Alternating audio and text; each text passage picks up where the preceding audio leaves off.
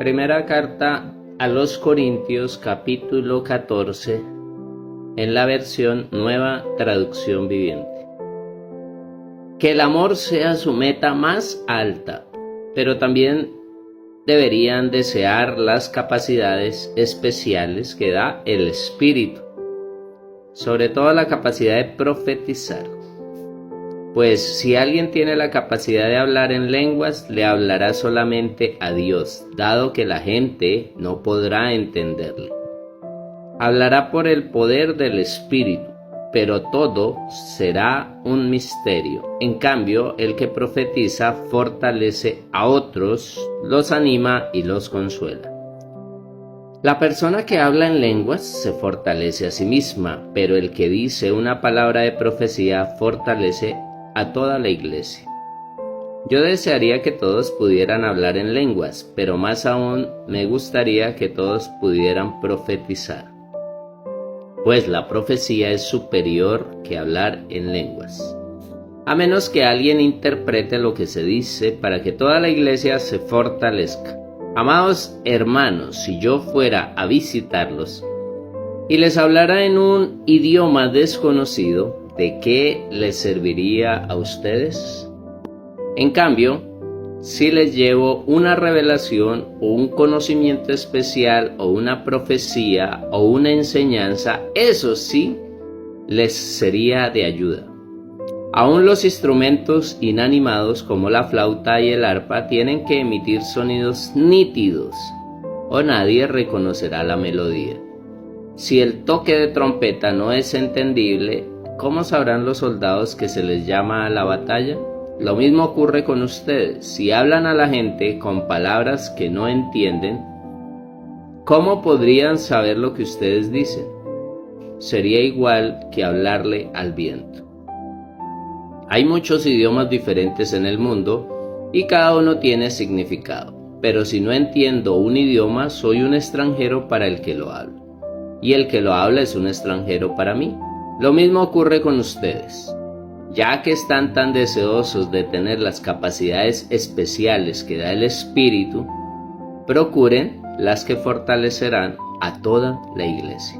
Por lo tanto, el que habla en lenguas también debería pedir en oración la capacidad de interpretar lo que se ha dicho.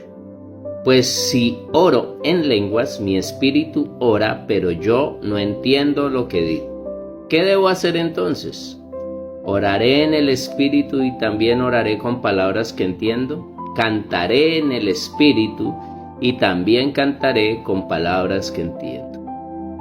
Pues si alabas a Dios solamente en el Espíritu, ¿cómo podrán los que no te entienden alabar a Dios contigo? ¿Cómo podrán unirse a tus agradecimientos cuando no entienden lo que tú dices? Tú darás gracias muy bien, pero eso no fortalecerá a la gente que te oye.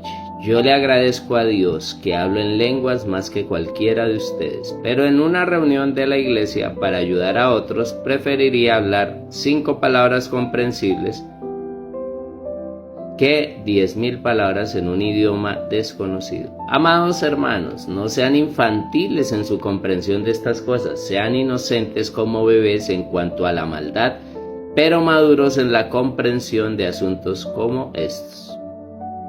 En las Escrituras está escrito: hablaré a mi propio pueblo en idiomas extraños y mediante labios de extranjeros, pero aún así no me escucharán, dice el Señor. Así que, como ven, el hablar en lenguas es una señal no para los creyentes, sino para los incrédulos. La profecía, sin embargo, es para el beneficio de los creyentes, no de los incrédulos. Aún así, si los incrédulos o la gente que no entiende esas cosas entran en la reunión de la iglesia y oyen a todos hablando en un idioma desconocido, pensarán que ustedes están locos. Pero si todos ustedes están profetizando y los incrédulos o la gente que no entiende esas cosas entran en la reunión, serán convencidos de pecado y juzgados por lo que ustedes dicen. Al escuchar, sus pensamientos secretos quedarán al descubierto y caerán de rodillas y adorarán a Dios declarando, en verdad Dios está aquí entre ustedes. Ahora bien, mis hermanos, hagamos un resumen. Cuando se reúnan, uno de ustedes cantará, otro enseñará, otro contará alguna revelación especial que Dios le haya dado, otro hablará en lenguas y otro interpretará lo que se dice. Pero cada cosa que se haga debe fortalecer a cada uno de ustedes. No más de 2 o 3 deberían hablar en lenguas. Deben hablar uno a la vez y que alguien interprete lo que ellos digan. Pero si no hay nadie presente que pueda interpretar, ellos deberán guardar silencio en la reunión de la iglesia y hablar en lenguas a Dios en forma privada. Que 2 o 3 personas profeticen y que los demás evalúen lo que se dice, pero si alguien está profetizando y otra persona recibe una revelación del Señor, el que está hablando debe callarse.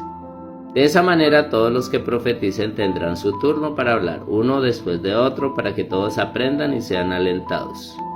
Recuerden que la gente que profetiza está en control de su espíritu y puede turnarse con otros. Pues Dios no es Dios de desorden, sino de paz, como en todas las reuniones del pueblo santo de Dios. Las mujeres deben guardar silencio durante las reuniones de la iglesia. No es apropiado que hablen, deben ser sumisas, tal como dice la ley. Si tiene preguntas, que le pregunten a su marido en casa, porque no es apropiado que las mujeres hablen en las reuniones de la iglesia. ¿O acaso piensan, corintios, que la palabra de Dios se originó con ustedes? ¿Son ustedes los únicos a quienes fue entregado? Si alguien afirma ser profeta y piensa que es espiritual, debería reconocer que lo que digo es un mandato del Señor mismo, pero si no lo reconoce, él tampoco será reconocido. Por lo tanto, mis amados hermanos, con todo corazón deseen profetizar y no prohíban que se hable en lenguas, pero asegúrense de que todo se haga de forma apropiada y con orden. Amén.